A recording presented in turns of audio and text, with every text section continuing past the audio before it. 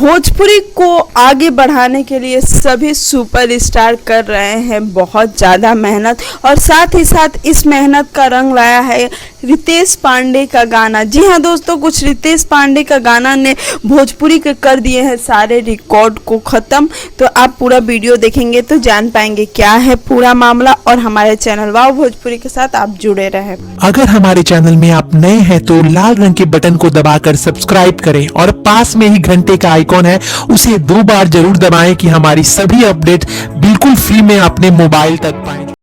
नमस्कार, बता दे कि रितेश पांडे का एक गाना आया था। वह गाना किसको नहीं पता है, हेलो कौन, जो कि गाना 2 दिनों के अंदर वायरल हो गया था। और यह गाना इस कदर ट्रेंड में आ गया कि सभी जगहों पे लोग इस गाने को लेकर वीडियो बना रहे थे। टिकटॉक हो, वीगो हो, लाइकी हो, चाहे जो कोई भी ऐप हो, यहाँ तक कि सुपरस्टार सब ने इस गाने पे अपने वीडियो बनाया और सबका प्यार मिला है। लेकिन यह तो बात रही कि इस गाने को प्यार, लेकिन सच्ची बात यह है कि इस गाने ने 492 मिलियन के आंकड़े को पार कर दिया। तो आप सोच सकते हैं कि यह कितना बड़ा गाना बन चुका है।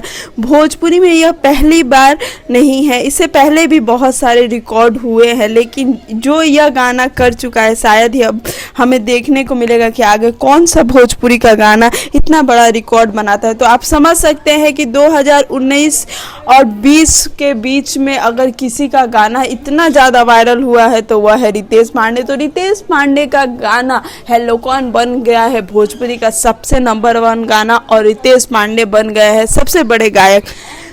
तो उम्मीद करते हैं कि आपको हमारा वीडियो अच्छा लगे तो लाइक शेयर कमेंट करना बिल्कुल ना भूलें और चैनल को भी सब्सक्राइब करें।